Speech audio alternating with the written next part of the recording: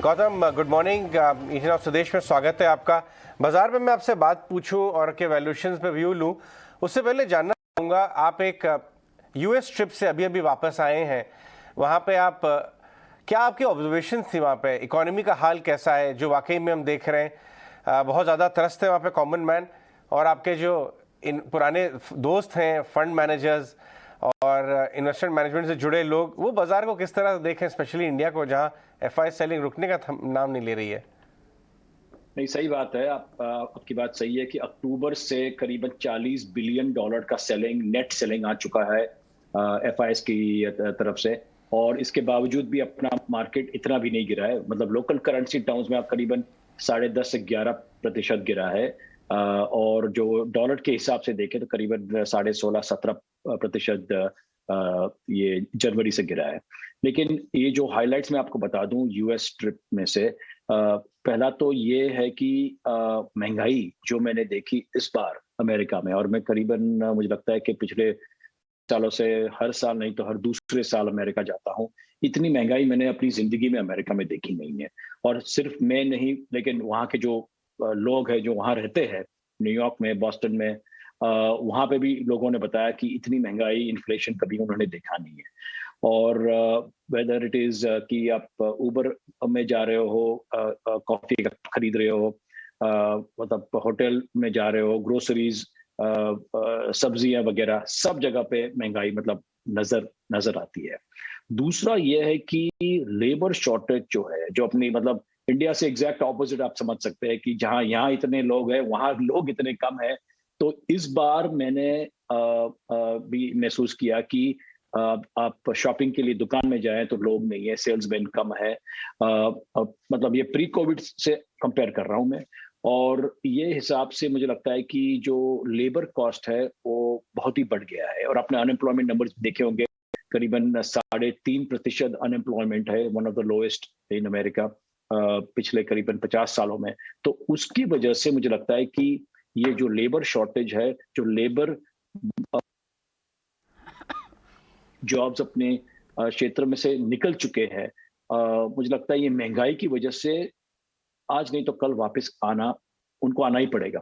क्योंकि इतनी महंगाई जो एज अ टूरिस्ट मुझे लग रही है, तो जो लोग वहां रहते हैं उनको भी लगनी चाहिए। और उसकी वजह से मुझे लगता है कि ये लेबर शॉर्टेज जो आज है, शायद आने वाले महीनों में कम हो जाए। इतना मुझे मुझे लगता है। दूसरी जो बात आपने पूछी कि रिगार्डिंग जी जो फंड मैनेजर्स वगैरह जिनको मैं मिला हूं, उन्होंने बोला कि जितना भी फेड ने रेट हाइक्स अब तक किए हैं, जितनी मतलब 175 बेसिस पॉइंट्स का रेट हाइक हुआ है, उससे महंगाई या इन्फ्लेशन पे कुछ असर नहीं पड़ा है। इसकी वजह से लोगों को लगता है कि 26 और 27 के इस महीने में जब फेड की अगली मीटिंग होगी, उसमें ये हो सकता है कि 50 तो मिनिमम लोग गिन रहे हैं, और 75 बेसिस पॉइंट्स की एक और हाइक रेट्स की, इंटरेस्ट रेट्स की आ सकती है। दूसरा ये बताया कि जो नई टेक कंपनीज है, जो अमेरिका की नई टेक कंपनीज है, उसमें बड़ी बड़ी मात्रा में गिरावट आई है। और आप देखिए, हम अभी जूम के माध्यम से बात कर रहे हैं, लेकिन जूम का स्टॉक इटसेल्फ 80% गिर चुका है from its life time high. तो ये जो करेक्शन आया, लोग बोल रहे हैं कि अच्छा ही हुआ है, क्योंकि वहां पे रेवेन्यू मल्टीपल पे कंपनियों का वैल्यूएशन हो रहा था, लेकिन अब पिछले लिटरली 2 महीनों के अंदर ही ये करेक्शन आ चुका है। और इसकी वजह से अभी प्राइवेट इक्विटी हो या पब्लिक मार्केट हो, ये जो बड़े बड़े वैल्यूएशंस थे, अभी तो लग रहा है कि फिलहाल ये डिफिकल्ट हो ये वैल्यूएशन कमांड करने के लिए। दूसरा ये तीसरी बात, ये जो जो लोगों ने कहा कि जो ओरिजिनल ब्रिक्स इकोनॉमीज है, आपको याद होगा गोल्डमैन सैक्स ने करीबन 15 साल पहले ब्रिक्स इकोनॉमीज का जिक्र किया था उनके रिपोर्ट में, जहां पे B is for Brazil, R is for Russia, I is for India और सी इज फॉर चाइना। तो उन्होंने बताया कि ये these are the 4 largest growing emerging markets. और ये चारों में से ब्राजील में इंटरेस्ट बहुत कम लग रहा है। रशिया तो अभी फिलहाल जब तक ये लड़ाई चलेगी किसी को इन्वेस्ट नहीं करना है। चाइना में गिरावट बड़ी आई है, और चाइना में लोग बोल रहे हैं कि ये लेवल्स पे चाइनीज मार्केट अभी अट्रैक्टिव लगने लगा है। सिलेक्टिवली, ये नहीं बोल रहा हूं कि फंड्स बोल रहे हैं कि आज हम वापस तुरंत चाइना में जाएंगे, लेकिन धीरे धीरे ये कंसेंसस बिल्डअप हो रहा है कि चाइनीज मार्केट अट्रैक्टिव है। और फिर रह गया इंडिया।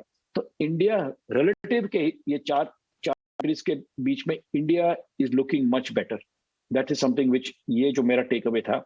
लेकिन इसके बावजूद भी emerging markets as an asset class जिसको बोलते हैं, वहां पे मुझे लगता नहीं कि बड़ी पूंजी अभी आएगी जब तक अमेरिका में रिसेशन हो या ना हो, उसका डिसीजन या उसका फैसला हो, जब तक नहीं होता है मुझे लगता नहीं कि इमर्जिंग मार्केट्स में इतना पैसा फिलहाल आएगा। इनफैक्ट तो ये पॉइंट जिस्ट है आपका कि बाजार हमारा बेहतर भी हो सकता है, काफ़ी समय तक बेहतर रह सकता है, लेकिन बड़ा पैसा आने में समय लग सकता है। ये यहीं पे तो अपॉर्चुनिटी भी है इंडियन फंड मैनेजर्स की। अच्छे प्राइसेस, अच्छे वैल्यूएशन पे आप अपनी अच्छी पोजीशन बिल्ड कर सकते हैं अपने हिसाब से। लेकिन मैं एक आपका अटेंशन ड्रॉ करना चाहूँगा, एक खास बातचीत हुई कल आरबीआई गवर्नर की एक ग्रुप ऑफ एफआईआईज के साथ सिंगापुर में, और जो कमेंट्री निकल के आ रही है वो इस बात पे जोर दे रहे हैं कि में से 50 high frequency indicators Indian economy के बहुत स्ट्रॉन्ग रीडिंग दिखा रहे हैं। उनका ये व्यू है कि अक्टूबर नवंबर तक इन्फ्लेशन 6% और FY24 तक 4% आ सकता है, जिस हिसाब से वो डेटा रीड कर रहे हैं। अगर ये वाकई में इस तरह से पैन आउट हो गया गौतम, तो नेक्स्ट 3 से 6 महीने में बहुत अच्छा समय पोर्टफोलियो अपने बेट्स को जमा कर लेने का। आपने इस कमेंट्री को और ये जो मैसेजिंग दी उन्होंने एफआईआईज को कैसे रीड किया? देखिए, उनकी बात सही हो सकती है, और मैं भी प्रार्थना करता हूं कि उनकी बात सही निकले तो हम सबके लिए अच्छा ही है, हिंदुस्तान के लिए, अपने अपने देश के लिए अच्छा है। तो उसमें कोई मतलब डाउट नहीं है कि ये हो सकता है। लेकिन ये जो आपको ये भी याद रखना चाहिए कि जो पिछले करीबन 3 से 4 हफ्तों में जब हमने कमोडिटी डिफ्लेशन जो देखा है, जिस तरह से मेटल्स है, एग्रीकल्चरल कमोडिटीज में शायद इम्पैक्ट कम आया हो करेक्शन का, लेकिन में ज्यादा आया हो, it is a function of a fear of recession in America, वो याद रखना। तो ये मुझे लगता है कि जो अमेरिका रिसेशन में जाएगा, तो मुझे लगता नहीं है कि एफआईएस का पैसा इतनी जल्दी लौटेगा इमर्जिंग मार्केट्स में, इंक्लूडिंग इंडिया। ये एक बात हो गई। दूसरी जो बात आपने कही रिगार्डिंग इन्फ्लेशन, इन अ इंटरेस्टिंग वे, जो आप देखो कि जो अमेरिका रिसेशन में जाएगा, तो फेडरल रिजर्व को रेट हाइक्स में रेट हाइक्स कम करनी पड़ेगी या बिल्कुल बंद करनी पड़ेगी। और ये अपने लिए फायदेमंद है, क्योंकि आप देखिए कि जब भी इस साल जब फेडरल रिजर्व ने रेट्स बढ़ाए अमेरिका में, तो उसका असर पूरे विश्व में पड़ता है। और यहाँ पे आरबीआई ने भी इमीडिएटली रेट्स बढ़ाई। इनफैक्ट जो अपनी पहली 40 बेसिस पॉइंट्स की रेट हाइक थी, वो तो एक दिन पहले ही कर दी, बिफोर फेडरल रिजर्व अनाउंसमेंट। तो ये और इसके बावजूद भी आपने देखा होगा कि जनवरी से आज तक इंडियन रुपी 6.5% डिप्रिशिएट हो चुका है अगेंस्ट द यूएस डॉलर। तो यूएस डॉलर का जो स्ट्रेंथ है उनके लिए फायदेमंद है, क्योंकि वहां पे इंपोर्टेड इन्फ्लेशन कम हो रहा है। लेकिन हमारे यहाँ जहां पे इंपोर्टेड इन्फ्लेशन आई, specially with respect to oil और अदर कमोडिटीज जो हम लोग इंपोर्ट करते हैं, इंपोर्टेड इन्फ्लेशन जितना रुपी डिप्रिशिएट होता रहेगा, इंपोर्टेड इन्फ्लेशन उतना ही अपने देश में बढ़ता रहेगा। तो ये मुझे लगता है कि जो आरबीआई जुलाई में एक और रेट हाइक करती है इन एंटीसिपेशन की फेडरल रिजर्व भी 50 से प्रतिशत बेसिस पॉइंट्स रेट हाइक करेगा, तो ये मुझे लगता है कि रुपी को स्ट्रेंथ देगा। हाउएवर, ये भी आपको याद रखना चाहिए कि अपनी जो मिडिल क्लास है, यहाँ पे जो कॉर्पोरेट्स का फाइनेंसिंग कॉस्ट है, मिडिल क्लास के ईएमआईज है, वो सब ऊपर जाएंगे। वो मतलब ये भी आपको इसका भी अपने डिमांड और कंजम्पशन पे आज नहीं तो कल आएगा। तो ये रिस्क तो रहेगा ही रहेगा। लेकिन सवाल ये होता है कि महंगाई कम होने वाली है, और ये जो फिलहाल मेटल्स में जो करेक्शन आया है वो टेम्पररी है या परमानेंट है। बिल्कुल, एब्सोल्युटली गौतम, मैं आपके इस राइटअप का ये रेफरेंस पॉइंट मैं आपसे शेयर करना ही चाहती थी, हालांकि आपने इसका जवाब खुद ही दे दिया। तो ये इंटरेस्ट रेट जब बढ़ेंगे, और करने भी पड़ेंगे आरबीआई को, क्योंकि नहीं तो रुपये और डिप्रिशिएट होगा। लेकिन ऐसे में जब आप क्लियरली कह रहे हैं कि हायर फाइनेंस कॉस्ट हो जाएगी कॉर्पोरेट्स के लिए, और जो जिस्ट है पूरे इस बात का भी वो ये कि इक्विटी शायद लेस अट्रैक्टिव लगेंगी अगर फिक्स्ड इनकम यील्ड्स बढ़ रहे हैं। तो ऐसे में क्या आप यहाँ पर अगर लेस अट्रैक्टिव इक्विटीज हैं, दूसरे एसेट क्लास ज्यादा अट्रैक्टिव दिख रहे हैं जो फिक्स्ड इनकम है, तो यहाँ कहीं तो खरीदने के मौके होंगे। आपने अगर इन सब सिनेरियो को स्टडी किया है तो आपको फिर भी अपॉर्चुनिटी कहाँ दिखती है? क्योंकि एट द सेम टाइम आप ये भी कहते हैं कि इमर्जिंग मार्केट्स में इंडिया की अभी भी अर्निंग स्टोरी दूसरी मार्केट से बेटर है। तो ये आपकी बात है कि लेकिन आप एक एवरेज इन्वेस्टर के नजरिया से देखें कि पिछले करीबन 2 साल से जब इंटरेस्ट रेट्स पूरे विश्व में इंक्लूडिंग इंडिया में कम हो चुके थे, तो लोगों के पास कोई और चारा नहीं था, जिसको बोलते हैं TINA factor, there is no alternative. So as a result मुझे लगता है कि लोगों ने इक्विटीज में इन्वेस्टमेंट बरकरार रखा। आप अभी भी देखिए सिप में जो मुझे लगता है पिछले साल जनवरी 2021 में करीबन 8-8.5 हजार का जो पर मंथ सिप का इन्वेस्टमेंट था, वो अभी 12,500 हो चुका है।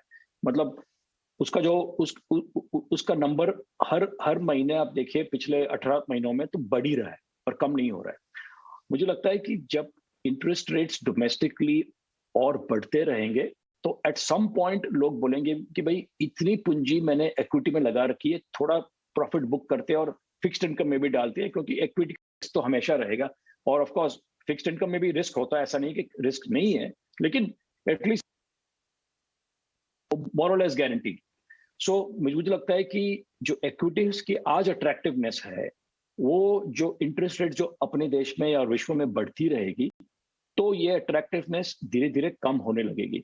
मैं नहीं बोल रहा हूँ कि ये अगले हफ्ते होने वाला है या it is going to happen in the next month, मुझे लगता है, लेकिन ये आने वाले 4 से 6 महीनों में हो सकता है। गौतम, अभी आगे 2 बहुत ही इंटरेस्टिंग मैनेजमेंट चैट्स हमने लगा रखे हैं, आप चाहे देखना चाहें, क्योंकि विनोद अग्रवाल जुड़ने वाले हैं, आयशर कमर्शियल व्हीकल्स, उसके बाद अशोक लेलैंड कमर्शियल व्हीकल्स, वो भी ईवी, वो दोनों देखिए आपके साथ स्क्रीन पे भी नजर आ रहे हैं। और इन दोनों ही कंपनी की इंडियन इकोनॉमी के लीड इंडिकेटर्स हैं, क्योंकि सीवी लोग तब खरीदना शुरू कर देते हैं, ऑर्डर्स दे देते हैं जब बिजनेस की विजिबिलिटी इंप्रूव हो जाती है।